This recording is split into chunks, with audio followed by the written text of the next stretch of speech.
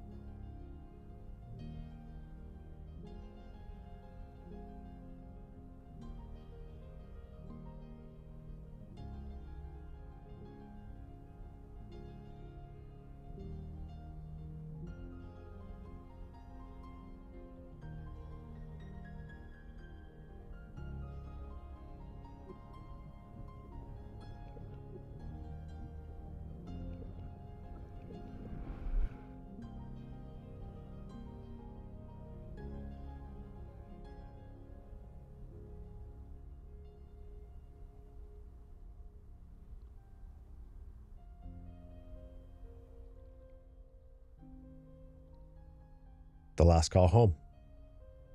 A phone left in silence and unanswered. Why that phone was left down here, I'll never know. Memorial? Maybe. Symbolism? That's what I felt.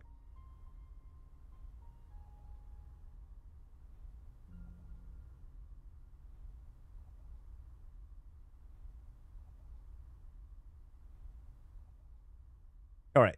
Back to the training portion. Barry just told me, lights out. Watch just how dark it gets in here.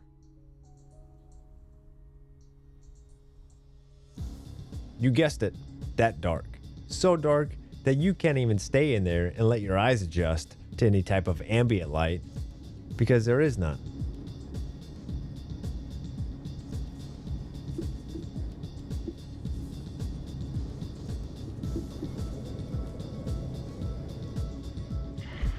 Off the coast of Pensacola, Florida, lies a giant of American naval history, the USS Oriskany.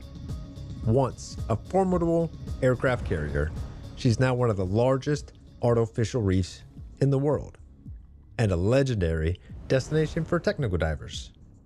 And that is what we're doing here today. We are finishing our advanced REC and TriMix certification. During this dive, we'll be diving deep inside the massive Great Barrier Reef. This is not only a technical dive, but also a penetration dive, where we will not have direct access to the surface. As such, this dive should not be attempted unless you have the proper training.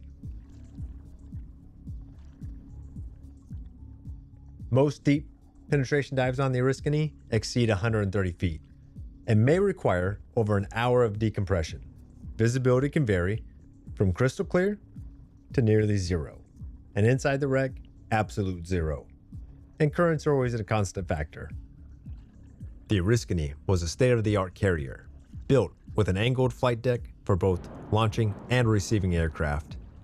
And at the heart of the ship was a Combat Information Center, or the CIC.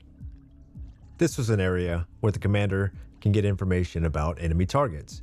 Equipped with multiple radar stations, the commander had the location of all targets at his fingertips that he was to go after. From here, he would give combat alert orders to the naval aviators who would complete the missions, also known as sorties. Exercise. We have indications and warnings of an active CDCM site bearing 121 true 38 miles.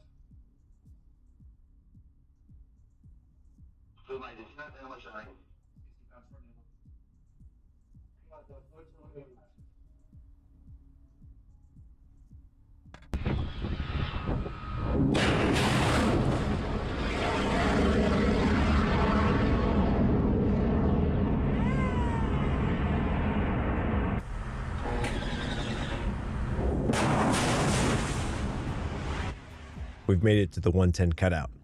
The 110 cutout is an area of the ship that has been removed to allow divers to access multiple levers of the ship.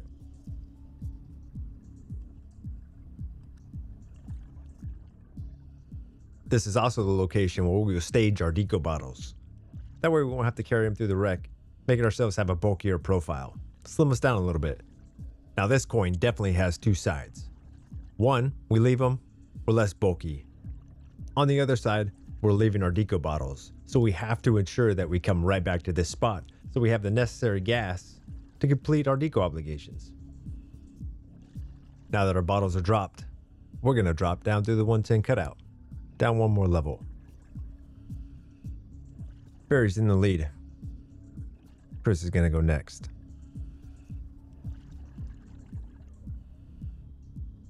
Welcome to the CIC.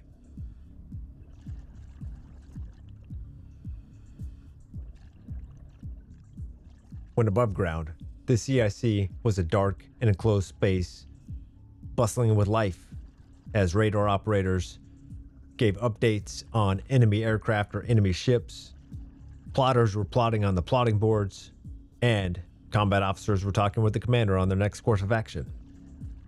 Now, 212 feet under the surface of the water, the CIC is still a dark and enclosed space, and yet there is silence. The CIC is still fairly intact, which is pretty incredible considering that the ship was sunk in 2006.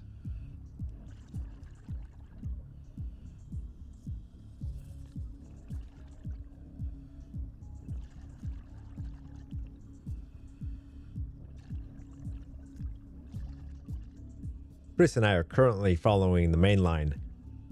This line ensures that we can always find the way out. Without that line, if we silt this room up, it could be nearly impossible to find our way out. Great care should be taken when coming into areas like this to not disturb the silt on the bottom or the silt on the ceiling and walls. Unfortunately, we're still open circuit divers, so our bubbles are going to go up under the ceiling and it's going to knock some of that silt away. Rebreather divers don't have to worry about that as much.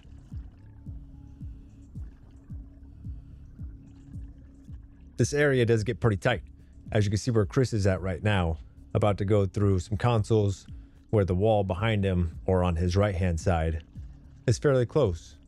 To include some of the stuff that's coming down from the ceiling makes it kind of a tight squeeze. Doesn't help when you got a diver pushing you from behind. So I'm going to sit here for a second and let him get a little further ahead.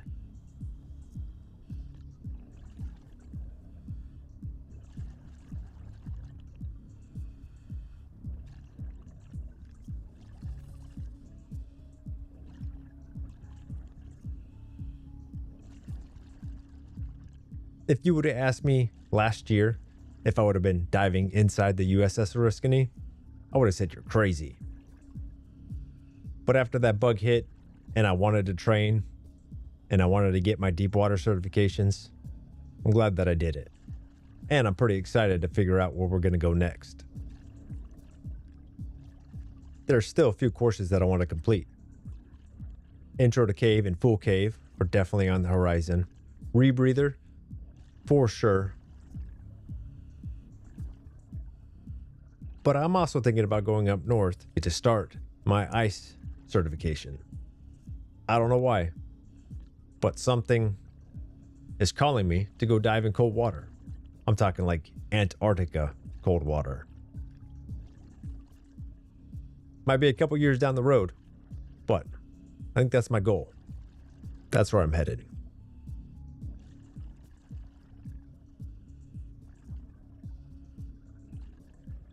Now, I talked about those plotting boards earlier. Those are still intact. Barry is in front of us, lighting up the boards. So as you're coming through, it kind of gives that eerie feeling. Crazy that after all this time, that's still there. Gives a pretty cool lighting effect.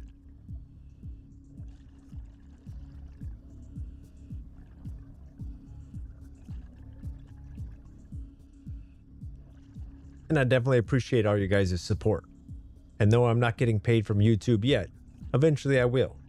And then all that's going to go right back into diving and fund some of these extravagant goals that I have. So if you're already a subscriber, I appreciate it. If you haven't subscribed yet, please consider. Either way, I'm going to keep making videos because it's fun. And I enjoy editing them, and I enjoy learning about them. And then I also enjoy researching the places that I'm diving, like the USS Oriskany. I've learned a ton about this wreck over the last year just by looking up cool little facts that I could put in these videos for you guys. Like the CIC room. How cool is that?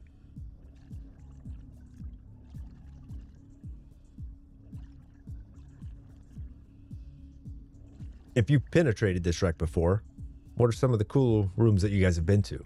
Leave a comment down below and let me know where I need to go to next.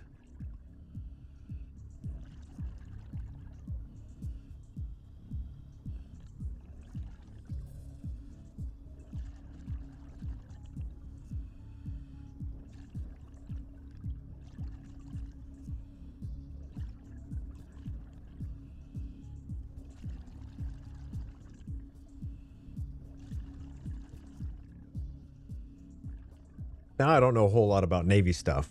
I was an Air Force guy. If I was a betting man, this area right here was probably the commander's office, right outside of the CIC. If you guys served on the USS Oriskany, or you have carrier experience, what room was that? I think it was the commander's. And now, we are just at the exit, or really the entrance that we came into. We're going to find our way back out and make it back to the 110 cutout and grab our deco bottles.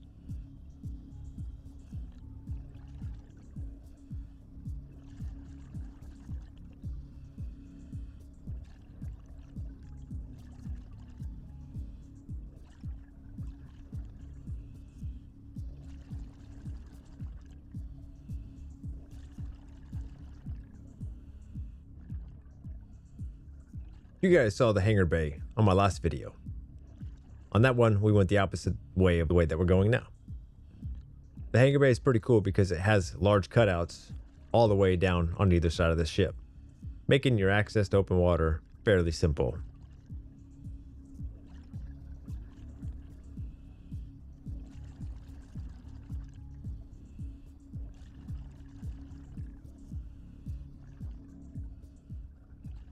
as we exit the ship, we'll slowly start ascending.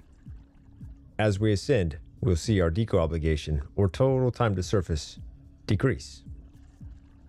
The ship's control tower is a perfect place to do that, because as we're coming up, we can check out all the cool life and coral that has started to call the USS Oriskany its home. And there's a lot of it.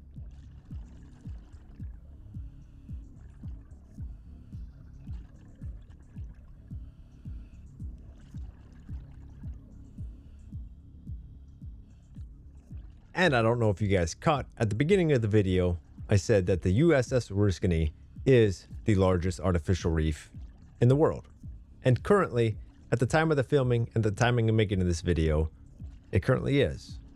However, the SS United States is currently in Mobile, Alabama, getting stripped of all of its contaminants to get ready to come down and join the USS Oriskany and beat the USS Oriskany for being the largest artificial reef in the world. This one will be over in Destin, so the Panhandle will in fact hold the 2 largest artificial reefs. That's pretty incredible. More reason for you guys to come out and dive with us. You want to dive the Oriskany? Get a hold of Captain Andy, Now We Dive Charters. You want to dive the SS United States? Get a hold of Eric with Shark Quest. Because once that's down, you know we're going to be diving it, and we're going to be doing a lot of videos on it. Now we're at our depth for our first gas switch. I'm currently looking over Chris, make sure he's got the right deco bottle in hand, and he's going to swap over. I'm going to sit here and decompress for a while. So as always, thanks for watching, and I'll see you guys on the next one. See ya.